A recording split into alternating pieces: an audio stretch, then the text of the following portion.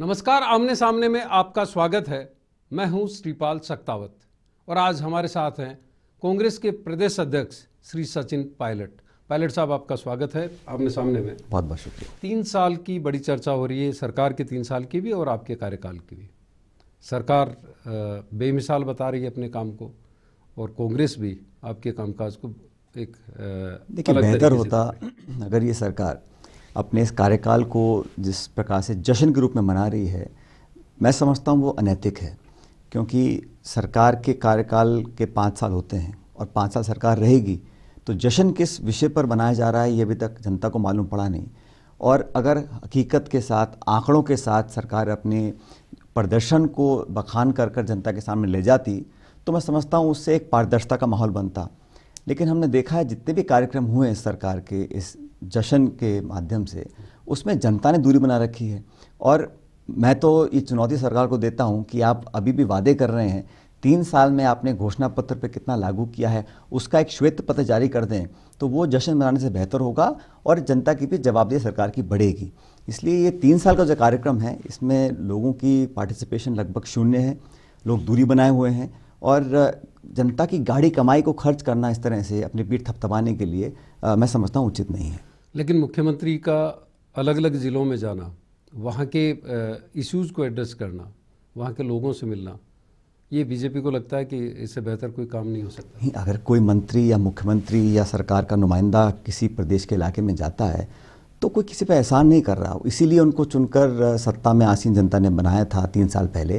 लेकिन आपने भी देखा होगा कि जो फीडबैक है, जो रिएक्शन है, जिस प्रकार से लोग कम आते हैं तो उत्तेजित रहते हैं, सरकार से जवाब मांगते हैं तो सरकार के जो शब्दों का जो चयन है, जो रिएक्शन है, वो कोई बहुत सकारात्मक नहीं है और उन लोगों को शोभा नहीं देता जो उतने बड़े पदों पर बैठते हैं। इसलिए ये जो जनता में जाने का जो बात हो रही है, पहले भी मुख्यमंत्री ने किया था जब वो संभाग के दौरे बनाए थे, जिले के दौरे बनाए थे। उस पर हमको पता नहीं उन अर्जियों का आज तक क्या हुआ, जिन जिलों में दौरे हुए थे, जो आश्वासन वहाँ दिए थे, उन पर क्या कार्रवाई करी है। और हकीकत ये कि जो आंकड़े हमारे सामने आज हैं उसको देखकर कोई भी सरकार को ये नहीं कह सकता कि सरकार ने अपने वादों को पूरा किया है। भाजपा की सरकार बेनकाब हो गई है और 3 साल में प्रदेश की स्थिति बद से बदतर हो गई है। और ये सब आंकड़े हैं, सरकारी आंकड़े हैं, इसलिए मैं इस बातों को बता रहा हूँ। तो जब आपको लग रहा है कि सरकार बेनकाब हो गई, गृह मंत्री गुलाब चंद कटारिया आपको लगातार उनकी तरफ से प्रस्ताव है कि आप बहस कर लें उनसे और आप उससे बच रहे हैं। मैं गृह मंत्री जी को तो चाहिए, जो भारत सरकार के गृह मंत्रालय के आंकड़े हैं, अगर बहस ही करनी तो जाके राजनाथ सिंह जी से करिए, क्योंकि गृह मंत्रालय ने जो आंकड़े प्रस्तुत किए हैं कि पूरे हिंदुस्तान में दलित अत्याचारों में राजस्थान का नंबर 2 है पूरे भारतवर्ष में। आदिवासियों पर जो अत्याचार हो रहे हैं उसमें राजस्थान का आंकड़ा नंबर 1 पर है।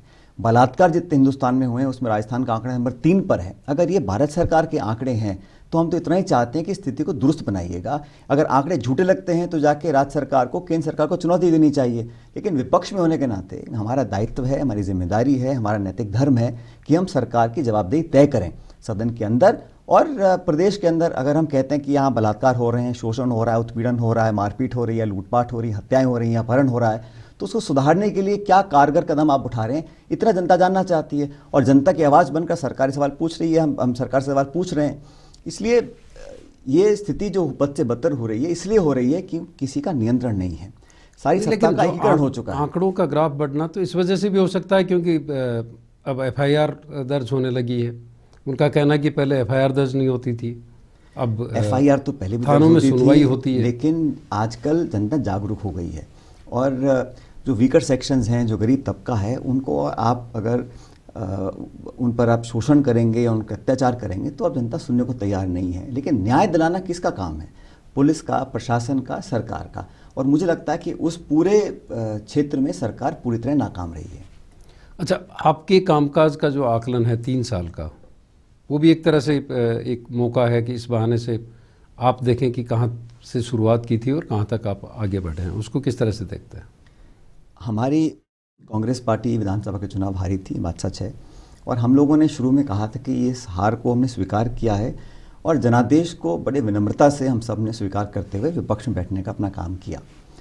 लेकिन उसके बाद 3 साल में लगातार उपचुनाव हुए, विधानसभा के, पंचायतों के चुनाव हुए, शहरी नगर पालिकाओं के चुनाव हुए और जो वोट परसेंटेज था कांग्रेस का विधानसभा लोकसभा में और इन चुनावों में, उसमें बहुत अंतर हुआ है, बहुत बढ़ोतरी हुई है और लगभग हर समाज का तबका आज इस बात को विश्वास करता है और मन से चाहता है कि कांग्रेस की सरकार बेहतर थी और कांग्रेस सत्ता में रहकर जनता की सेवा बेहतर तरीके से कर सकती है।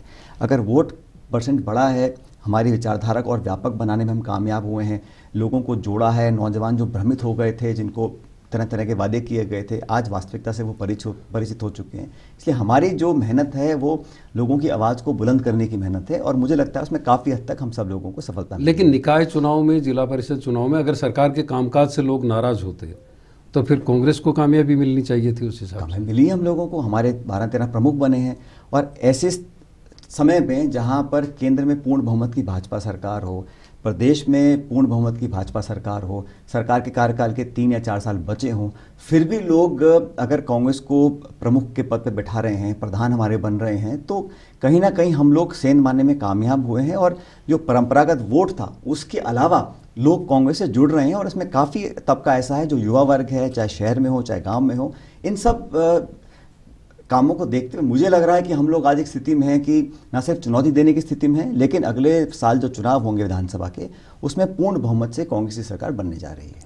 बातचीत का सिलसिला जारी रहेगा। अभी वक्त है एक ब्रेक का। देखते रहिए ईटीवी राजस्थान।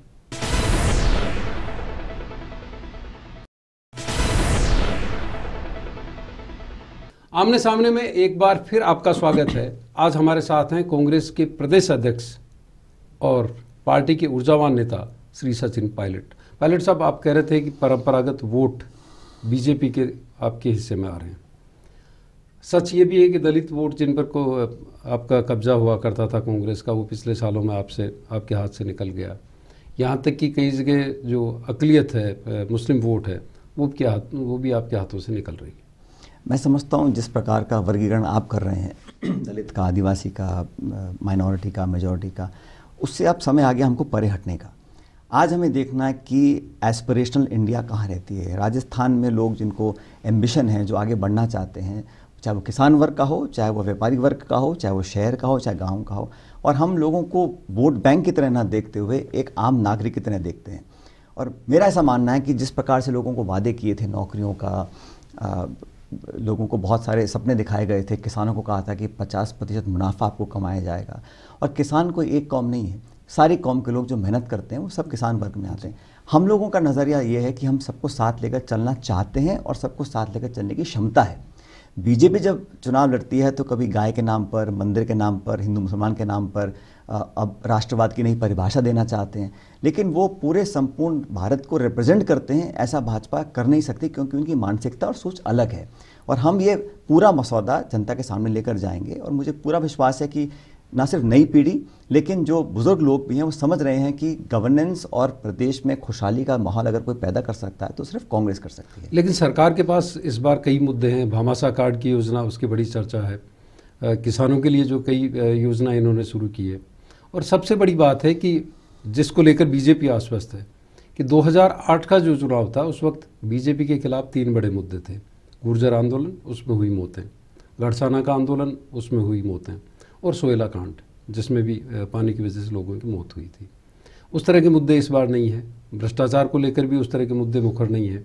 उसके बावजूद 78 सीट वो बीजेपी लेकर आई थी और कांग्रेस कोई ज़्यादा अच्छा परफॉर्म उस वक्त नहीं कर पाई थी। तो आपको क्या लगता है कि किन मुद्दों पे आप लेकिन इस बात से प्रसन्न होना कि पिछले कार्यकाल में इतनी गोलियां चली थी, इस बार कम चली हैं। पहली बात तो जिस प्रकार की दमन की मुद्दे नहीं है, उस तरह मुद्दे नहीं, मुद्दे अनेक मुद्दे हैं। इस सरकार को हर मुद्दे पर हमने बैकफुट पे लेकर आए हैं।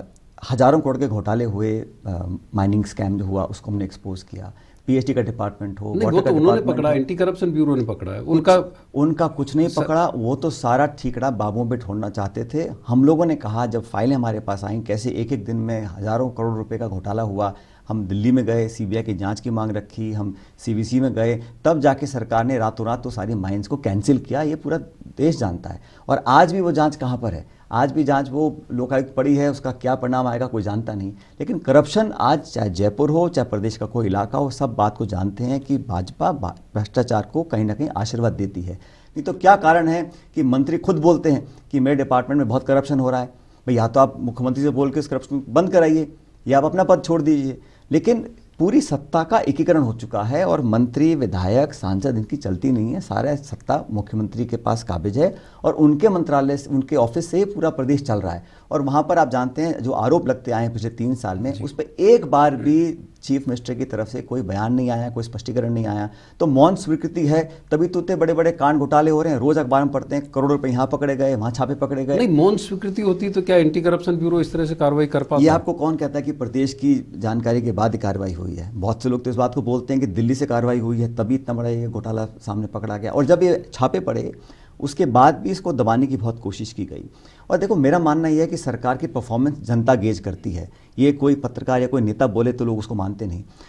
23,000 स्कूल बंद कर दिए, सब्सिडी खत्म कर दी किसानों की, बोनस कोई दिया नहीं, 60 किसानों ने आत्महत्या कर ली है, फसल की बुआई के लिए खाद नहीं है, बीज नहीं है, बिजली की समस्या दुनिया भर की पैदा हो गई है, बिजली के दाम बढ़ा दिए हैं। और एक तरह से प्राइवेट पीपीपी मोड के नाम पर इस सरकार ने अपनी जो जिम्मेदारी है उससे पल्ला झाड़ दिया। लेकिन जिस तरह का शिक्षा और चिकित्सा जैसे मुख्य अहम महकमे हैं, उसमें भी अगर सरकार अपना कॉन्स्टिट्यूशनल जिम्मेदारी नहीं निभा रही है, इसके लिए कौन जिम्मेदार है? तो ये परफॉर्मेंस जमीन धरातल पर लोग समझ चुके हैं। अब अखबार में विज्ञापन देने से या बड़ी बड़ी आज घोषणाएं करने से कोई फर्क पड़ने वाला नहीं है। इस सरकार की पटरी गाड़ी उतर चुकी है। नहीं, समानीकरण की जो योजना है शिक्षा में, उसकी तारीफ हो रही है। लगातार जिस तरह की वहाँ पर चीज़ें सामने आ रही है अलग अलग सर्वेज के जरिए, उसकी भी तारीफ हो रही है। कौन तारीफ? बिजली की जो बात है, बिजली में भी उनका कहना है कि जो आप जिस तरह के हालात में बिजली कंपनियों को छोड़ करके जिन गांव ढाणियों में स्कूल बंद कर दिए, जिन बच्चों को 5-6 किलोमीटर पैदल जाना पड़ रहा है, वो तारीफ कर सकते हैं। और सरकारी स्कूल बंद करेंगे तो बच्चे प्राइवेट स्कूल में जाएंगे, तो प्राइवेट स्कूल्स की इंडस्ट्री को और उस माफिया को बढ़ावा देने के लिए आप सरकारी स्कूल बंद कर रहे हैं। लेकिन आंकड़े ये भी आ रहे थे कि बच्चे कम हैं, टीचर्स ज़्यादा हैं, जगह जगह स्कूलें खोल दी गई, वहाँ पर कोई व्यवस्था ही नहीं की गई, और चुनाव के वक्त ये फैसला किया गया। उसको उन्होंने स्कूल को बंद करना, यूनिवर्सिटीज़ को बंद करना, सरकारी संसाधनों को आप निजी हाथों में उसका निजीकरण कर दें पीपीपी के नाम पर, ये बिल्कुल गलत है। इसका ना सिर्फ हम विरोध कर रहे हैं, लेकिन सरकार के कर्मचारी खुद विरोध करते हैं। रोडवेज हो, हाउसिंग कॉर्पोरेशन हो, हर चीज़ को पीपीपी मोड में डालकर आप क्या साबित करना चाहते हैं? सरकार की खुद भी जिम्मेदारियाँ हैं। अगर आप खुद ही काम नहीं कर सकते और आप अपनी जिम्मेदारी से पल्ला झाड़ना चाहते हैं तो अलग बात है, लेकिन जनता ने आपको वोट इसलिए नहीं दिया था कि आप सारे कारखानों का, बड़े बड़े इंडस्ट्रीज़ को प्राइवेट हाथों में दे दीजिए। तो सरकार क्या करेगी फिर? उसको मुनाफे में लाने के लिए आपने क्या कदम उठाए? कितनी बिजली आपने पैदा करी है? कितना लॉस एंड ट्रांसमिशन आपने कम किया है? इस पर कोई आंकड़े नहीं है। हकीकत यह है कि लगातार वित्तीय स्थिति खराब हो रही है। मुख्यमंत्री बोलती हैं कि हम बीमारू श्रेणी से बाहर आ गए हैं। अगर बीमारू श्रेणी से बाहर आ गए हैं तो कर्मचारियों को देने के लिए तनख्वाह नहीं है, ओवरड्राफ्ट पे आप चल रहे हो, अगर हर डिपार्टमेंट हैं, आपके पास आंकड़े हैं, तो फिर क्या इतराज है अगर कटारिया साहब आपको लगातार प्रस्ताव दे रहे हैं? हम डिबेट करने के लिए विधानसभा में डिबेट कर लो, डिबेट करने के लिए आंकड़े सारे मौजूद हैं। मैं तो जवाब चाहता हूँ सरकार से, और गृह मंत्री साहब कुछ भी बोलने, मैं इस बात को कहना चाहता हूँ कि इस प्रदेश में जो कुछ हो रहा है वो मुख्यमंत्री ही करती हैं, करवाती हैं। तो आंकड़े हमारे सामने हैं, हकीकत प्रदेश जानता है। आप तो स्थिति को सुधारने के लिए क्या कदम उठा रहे हैं? आए दिन बलात्कार हो रहे हैं। ये सही है क्या कि प्रदेश के अंदर जहां एक महिला मुख्यमंत्री हो और वहाँ लगातार बच्चियों के साथ बलात्कार होते जा रहे हैं और कोई प्रभावी कदम सरकार उठा नहीं रही? इसके लिए कौन जिम्मेदार होगा? बातचीत का सिलसिला अभी जारी है, देखते रहिए ईटीवी राजस्थान।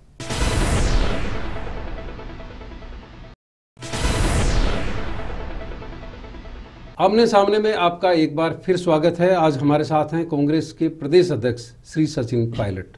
पायलट साहब, कांग्रेस की अंदरूनी राजनीति की भी चर्चा बहुत ज़्यादा होती है।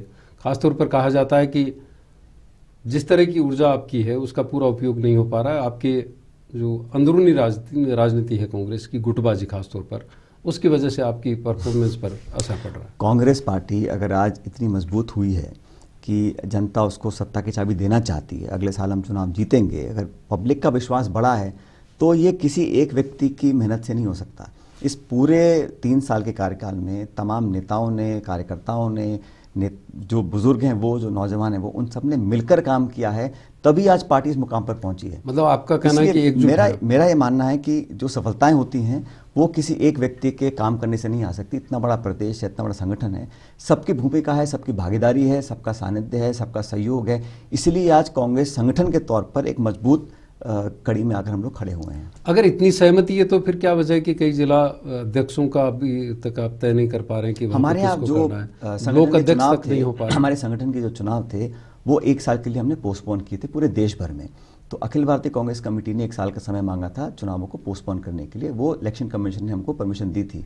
और फिर समय समय पर जहां हमको लगता है हम बदलाव कर रहे हैं, लगभग आधे प्रदेश में जिलाध्यक्ष हम लोगों ने नए नियुक्त किए हैं, नई हमारी कार्यकारिणी बनी है। और एक समय समय पर जहां हमको ज़रूरत महसूस होती है वहां पर हम नियुक्तियां भी करते हैं, एक्सपेंशन भी करते हैं, बदलाव भी करते हैं। लेकिन संगठन के कार्यक्रम में, आंदोलन करने में, सरकार की जवाबदेही तय करने में, पब्लिक की डिमांड्स को उठाने में, चाहे वो नोटबंदी हो, चाहे वो हिंगोनिया की गौशाला में जो मौतें हुई हों, चाहे मंदिर तोड़ने की बात हो, चाहे महंगाई की बात हो, चाहे अत्याचार की बात हो, हर जगह मुखर होकर कांग्रेस पार्टी सड़कों पर आई है और तभी पब्लिक में विश्वास जगा है आज। लेकिन सरकार को, खासतौर पर सत्ता पक्ष को ये लगता है कि आप विपक्ष की भूमिका बेहतर तरीके से नहीं निभा पा रहे, सिर्फ खबरों में बने रहने के लिए आप एक सेरेमोनियल सरकार तो ये चाहेगी कि हमारे सवालों का जवाब वो देना नहीं चाहते हैं, इसलिए हमारे विरोध को भी वो रफा दफा करना चाहते हैं। लेकिन आप दमन की नीति से, आप सत्ता के दुरुपयोग से, एजेंसीज के मिसयूज से पब्लिक और कांग्रेस की आवाज़ को दबा नहीं सकते। हम लोग बड़े संयम से, बड़ी मर्यादा में और बहुत सोच समझकर सवाल पूछते हैं। और मैं उन लोगों में से हूँ जो ऐसी राजनीति करना चाहते हैं जहाँ पर एक स्तर की राजनीति हो, और हम लोग हमेशा मुद्दों की राजनीति करते हैं। अच्छा, 3 साल में आपने पूरे राजस्थान को देखा है, करीब से देखा और जगह जगह आप गए भी हैं। कांग्रेस अब कहाँ पे अपने आप को पाती है? देखिए, चुनाव में 20-22 महीने हैं, लेकिन जो फीडबैक मुझे मिला है हमारे वर्कर से, पब्लिक से, लोगों से और हर वर्ग के इंसान से हमने बातें की हैं, इंटरेक्ट किया है, तो मैं बड़ा कॉन्फिडेंट हूँ। मुझे पूरा विश्वास है कि Congress as a political party एक बेहतर विकल्प बनकर जनता के सामने आ चुकी है। लोगों के जहन में आज विश्वास पैदा हो चुका है। अब सिर्फ समय का इंतजार है कि अगले 1.5 साल में हम कितना दबाव बनाएं भाजपा के ऊपर, ताकि वो अपने घोषणा पत्र के वादों को पूरा करने के लिए काम करे।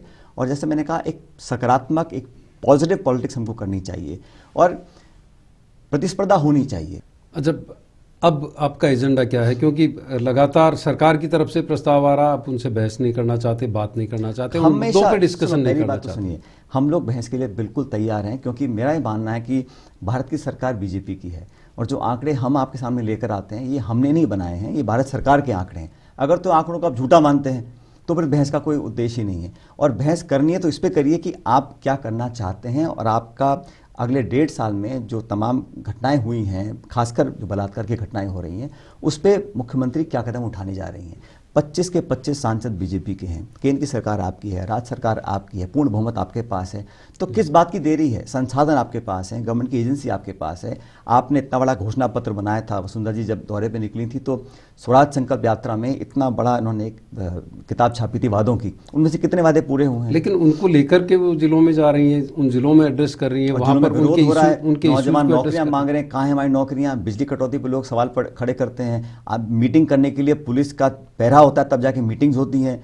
तो सरकार के मंत्री भीड़ आ रही है, वो भी तो अपने आप में एक कहाँ पर संकेत भीड़ आ रही है? आप जाके देखिए मीटिंग्स के अंदर, ये सारे स्कूल के बच्चों को इकट्ठा कर लेते हैं, फिर सरकारी कर्मचारी आ जाते हैं। और मैं नहीं कहता हूं कि भाजपा में ऐसे लोग नहीं जो भीड़ इकट्ठी नहीं कर सकते, लेकिन सरकार की जो छवि है वो धूमिल हो चुकी है, क्रेडिबिलिटी बहुत कम है। जो माली हालत थी स्ट्रीट की उस वक्त, उसके बावजूद इस तरह की योजनाओं को बढ़ाना और लगातार इस तरह के काम करना, वो अपने आप में उपलब्धि कही जा सकती है कि आप भामाशाह योजना है, सोइल कार्ड है। सोइल कार्ड की कोई नई योजना तो है नहीं, सोइल कार्ड की कोई आज बनी है योजना। कई चीजें उन्होंने जोड़ी भी है। देखिए, सरकार एक निरंतर प्रक्रिया है। किसी पार्टी की सरकार बने, जो योजनाएं चल रही हैं, अब मिड डे मील प्रोग्राम है, आज का तो है नहीं, हर सरकार इसको चलाती है, लेकिन कितने कारगर तरीके से आप चलाते हैं। राजस्थान सरकार ने लिखा केंद्र सरकार को कि नरेगा के कानून को खत्म कर देना चाहिए, इसको स्कीम बना देना चाहिए। अभी तो संविधान में है, तो ये आपका एक अधिकार और हक है नरेगा में 100 दिन का रोजगार। मुख्यमंत्री चाहती थी इसको स्कीम बना दो, ताकि आपकी पसंद और नापसंद के लोगों को आप काम दो या मत दो, आपकी इच्छा पर होगा। तो इस प्रकार की जो सोच है, लेकिन उसकी क्रियान्वयन में बाधा पैदा करती है। उसकी जो मॉनिटरिंग हो रही है, अगर उसके आंकड़े आप देखेंगे तो कई जगह लगेगा कि जो गड़बड़ पहले हो रही थी वो अब नहीं हो पा रही। जैसे स्कीम आगे बढ़ती है, शुरुआत में दिक्कतें पैदा हो सकती हैं, लेकिन आप राहत पहुंचाने के लिए लास्ट माइल डिलीवरी के लिए सरकार ने कितना उसमें ध्यान दिया है, इस पर सवाल हमारी पार्टी उठाती है। नरेगा हो, पेंशन हो, फ्री दवाइयों की योजना हो, ये सब जन कल्याणकारी की योजनाएं थी। बीजेपी के पास हिम्मत नहीं थी कि इन स्कीम्स को बंद कर दे। शुरू में धमकी दी थी इन्होंने कि हम बंद कर देंगे, लेकिन हमारा दबाव बना तो स्कीम चालू तो है लेकिन वो लगभग खत्म हो गई है। नहीं, उनको बेहतर करने की भी कोशिश हुई। बजट काट दिया उसका, 60% बजट दवाइयों का काट दिया। जो पहले सौयों दवाएं मिलती थी अब आधी भी नहीं मिलती हैं। तो चलाने की तो नीयत नहीं है और बंद करने की हिम्मत नहीं है। तो इस अधर में भाजपा की सरकार आज फंसी हुई है। आमने सामने में आने के लिए आपका बहुत बहुत आभार सचिन जी। तो ये थे आमने सामने में श्री सचिन पायलट, कांग्रेस के प्रदेश अध्यक्ष। अगले सप्ताह फिर मुलाकात होगी। नमस्कार।